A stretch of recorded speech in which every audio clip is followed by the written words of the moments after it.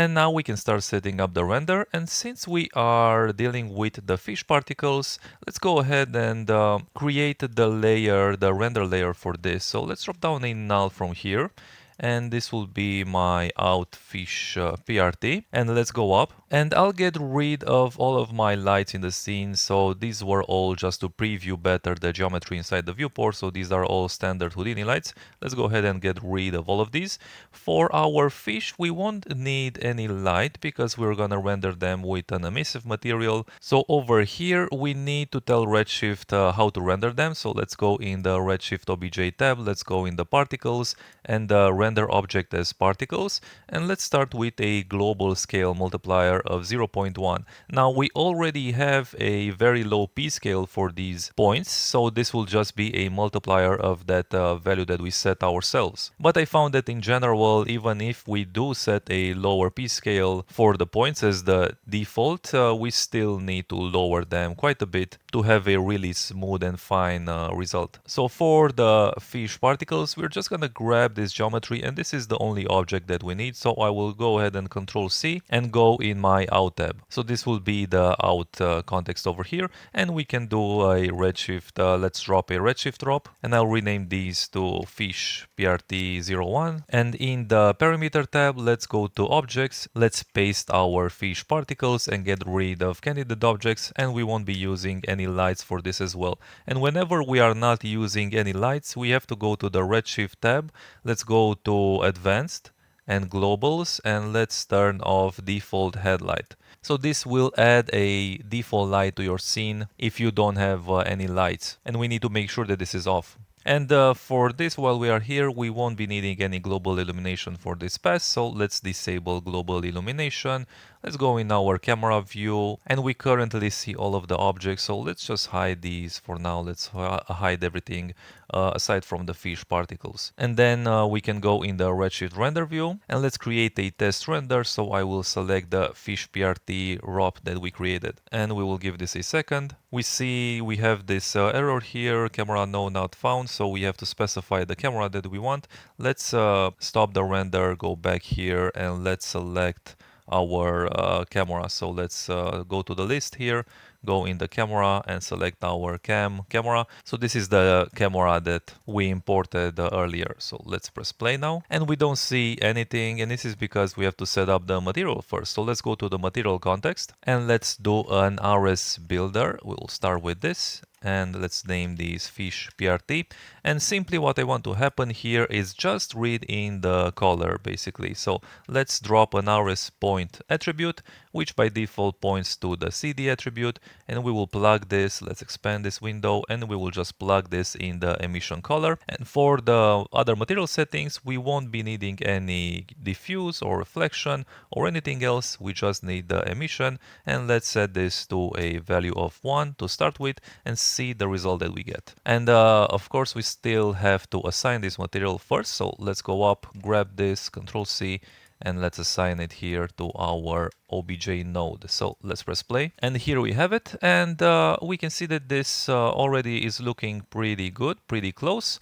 Maybe we can make the particles slightly smaller. Let's try a global p-scale of 0.05, and we will reset the render, or actually we didn't have to reset, and I think this looks a little bit better. Now with particles in general, the more particles you have and the lower the p-scale value is, the finer result you will get. And since we are running 3 million particles for this simulation, we don't have really the best results. As mentioned earlier, we probably need at least 10 millions, and in the render that I did for the final result, if I look at this result, this here, we are running 17 million for this render and a lower p-scale value. But all of the other settings are as I set them over here, and I can get rid of this camera node that was created. So this is how the fish particle layer was created. Let's go ahead and look into our ground, which is going to be the first layer, so the one that's beneath all of our effects, this one over here, and we can see that I'm rendering the entire ground, and we have this bright spot here in the center that's created by the hand geometry. So if I look at the animation here, we can see that most of this is rather dark, and then we are uncovering this area here. So I mentioned this in the overview, but if the entire texture was like this part here in the middle, I found that it light up the entire scene and it was protruding through the snow volume, and it sort of made the snow kind of emissive by itself. So I didn't want that effect. I wanted all of the emissiveness to be focused right here in the center. So we will need to create an attribute to drive certain textures, mainly this emissive material. But first, let's go ahead and set up the render with the ground and the snow, and then work from there. So let's go back to our snow to start with, and let's look for our snow volume, which is going to be over here. So out snow, and we can preview this with the volume visualization to see this better. So we're going to save this out as a Redshift proxy because this is quite a big volume, so we don't want to load this every time when we start the render. Let's go ahead and do a Redshift proxy output, and let's drop this here. Let's export the entire frame range, and I will just select the snow geometry. So let's Control C, and in the archive here, let's point the saw path to this snow, and for the file name, we can set this to job. And whatever file name you give this, so rs snow, make sure that you add a $F4 and then also the rs format extension. Otherwise, this doesn't work. So it has to be with this rs and the standard $F to save out a sequence. And for my settings here, I usually like to uncheck the discard not used materials and also uncheck this one. In this specific case for the snow, I don't think that unchecking these options will make any difference, but there are some cases in which having these options on might prove troublesome, so I just usually turn them off. So from here, if you are following along, you can check this render to disk and save out the sequence. So I already did this with my original renders, and I'm just gonna go ahead and bring those in. So I will go up and I will create a new geo container that's going to be for my rs proxies. So this will be rs snow 01, and to load the proxies in, let's go to Redshift obj proxy, enable proxy file, and I will paste the path to where I saved out my sequence. So we can see that it has this $F4.rs extension here at the end. And we didn't create a material for this yet, but we can create this after we save out the proxies. So for proxy materials, we can say from obj node. And now whatever material we assign this here, it will use it to replace any material that was saved with the rs proxy. So this is really useful.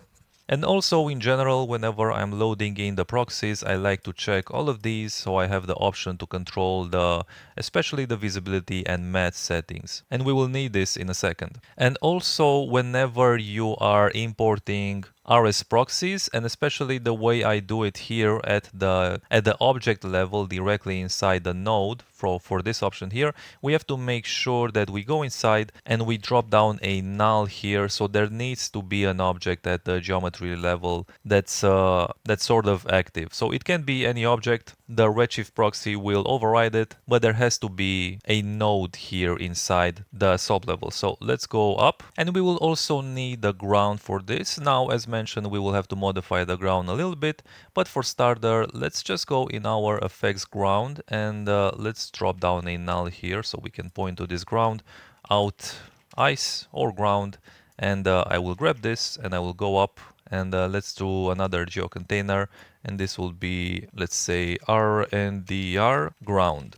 Or let's be a little bit more consistent and say RNDR ice. And now we can drop down an object merge and we'll paste the path to our ice. Let's go up. So we have these two objects. Now the rs snow isn't showing anything because we are using this proxy version. We will have to check it in the render in a second. And we can also turn off the fish for now since we are done with these. Let's also bring in our hand geometry. So let's create a render node for that. So we'll go inside our geoanim. Let's grab this and let's do a render container for this, RNDR, and we'll name this geo, or we can just be more specific and say hand, and let's go inside, object merge, and paste it here. And I think we are ready, so we can go ahead and grab all of these three nodes. Let's Control C, And let's do a new redshift node. So redshift costume, this will be our, let's say, snow main 01. And inside the object tabs, let's paste all of these here in the force objects and get rid of candidate objects. And we will also need a light. Let's get rid of candidate lights. Let's go back to our scene. And for our light, I found that really the best results that I got was by just dropping down an RS light sun. So I only used just one single light for this entire shot. At first I started with also having an HDRI and other costume lights. So I had a bunch of lights in the scene, and then one by one disabling them, I found that really the best results were just with a simple standard RS light. So if I go through the camera view and check this light direction, we can turn on this lighting here. We can kind of guess how this light is going to look if we just preview it in our viewport first. So I can grab this RS sunlight and I'll press M to change the orientation of the handle here to world space. And let's keep it at something like this. And maybe I also want to lower this angle for the sun a little bit, so we have a little bit more shadow. So we'll start with something like this, and right away in the options for the light here, let's go to the light tab, and we have some overrides that we have to set here. Let's remove the background and force alpha to 0. So it doesn't affect the alpha of our renders. In this case, it shouldn't really make a difference because we don't really have any alpha edges to deal with for this type of shot, but these two options are always worth checking. And also now if I go inside the camera view, we can see that we might need to extend the eyes a little bit. So let's go back in our effects ground and let's adjust our geometry a little bit. So I'll move this up, and now we don't have this problem anymore. So I think we can start doing some test render. Let's select a frame here, something like this, and let's go to the render view and see what we get. So let's point to our snow main ROP. And again, we forgot to set the camera, and we see this is the problem we are having when we don't have any lights in our scene. So we haven't added this sun to our lights list, and we have this harsh lighting on our objects here. And this is, again, if I go in the out tab and I'll grab this sunlight, so let's Control C, go in the out tab and let's paste our light over here.